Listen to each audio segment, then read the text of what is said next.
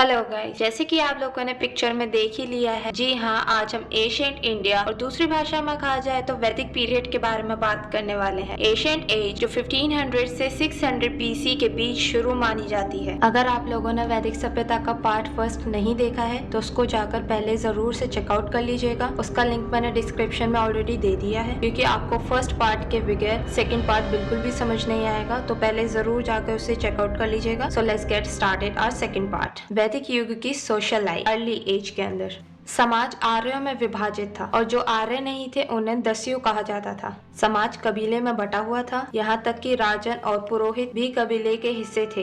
वर्ण सिस्टम, वर्ण वैदिक और अवैदिक लोगों के बीच भेदभाव था, इसलिए ऋग्वैदिक समाज को पूरी तरह से समानतावादी समाज नहीं कहा जा सकता था। ऋग्वैदिक लोग दास प्रथा चलाते थे। इन दासों को उपयोग घरेलू कामों के लिए किया जाता था।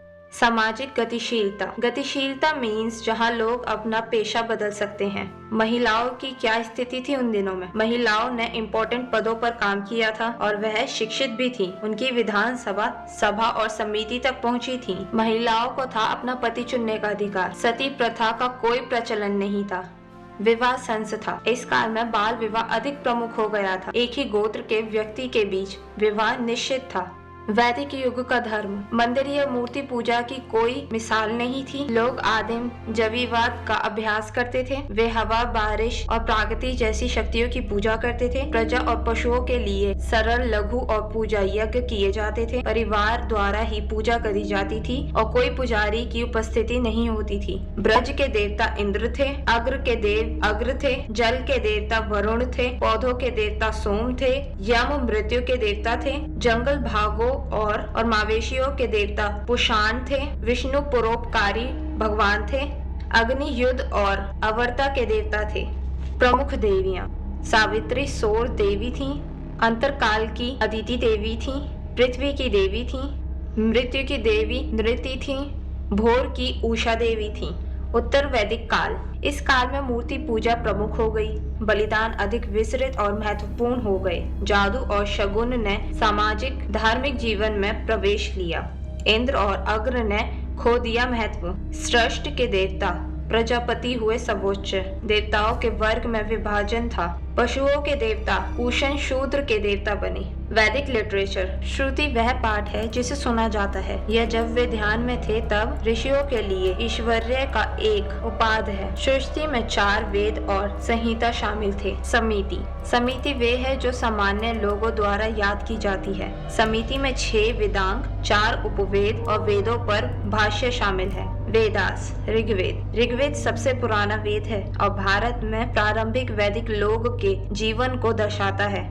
इसके पाठ में 1028 भजन हैं, जिन्हें बाद में 10 मंडलों में विभाजित किया जाता है। मंडल 2 से 7 ऋग्वेद समिति का सबसे पुराना हिस्सा है और उन्हें पारिवारिक पुस्तकें कहा जाता है। मंडला 8 देवताओं को समर्पित भजन है। सामवेद, सामवेद ऋग्वेद से लिए गए छंदों का संग्रह है। इसमें राग शामिल है जिसे नवीनतम तानसे द्वारा गाया गया है। यजुर्वेदा, यह बलिदानों के प्रदर्शन की प्रक्रिया से संबंधित है। इसे शुक्ल यजुर्वेद और कृष्ण यजुर्वेद में बांटा गया है। शुक्ल यजुर्वेद, इसमें केवल मंत्र हैं। इसमें मध्य दीना और पुनरावर्तन शामिल है। कृष्ण यजुर्वेद, इसमें मंत्रों के साथ साथ गद्य की व्याख्या और भाष्य भी शामिल है। अथर्ववेद, अथर्ववेद तीनों वेदों से अलग है क्योंकि यह बुरी आत्माओं, खतरे, मंत्रों, भजनों, प्रार्थनाओं, शादियों और इन सभी से शामिल चीजों को दूर करने के लिए उपयोग किए जाने वाले दैनिक जादू मंत्रों पर निर्भर है। अर्थवेद नाम पुजारी अर्थवन से आया है, जो एक धार्मिक, पवित्र और उपचारक थे। अर्थवेद की रचना बाद में हुई। इस वेद में 20 अध्याय में 5687 मंत्र हैं। वेदांग, वेदांग का मतलब वेदों का अंग। उन्हें मानव मूल का माना जाता है और सूत्रों के रूप में लिखा जाता है। शिक्षा,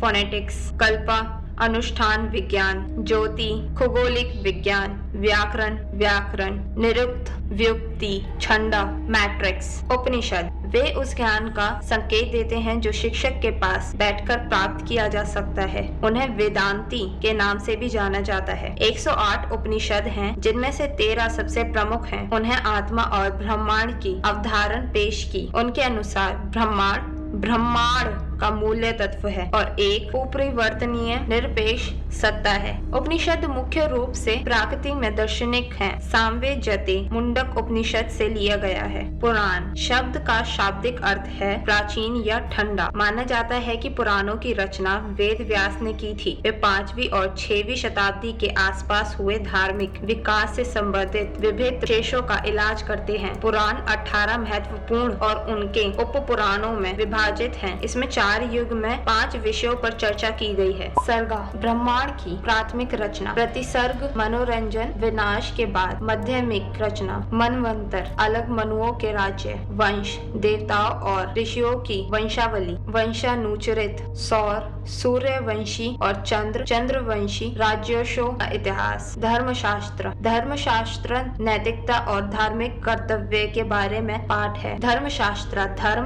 अर्थ, काम, मोक्ष और पुरुष शास्त्र की पूर्ति की संदर्भ करता है। वे धर्म सूत्र और स्मृति में विभाजित है। Thank you so much for watching my video. आपका बेस्ट पार्ट इस वीडियो में कौन सा था आप कमेंट करके बता सकते हो। अगर आपको मेरी वीडियो थोड़ी सी भी अच्छी लगी हो तो लाइक शेयर करना मत भूलिएगा और सब्सक्राइब to my channel.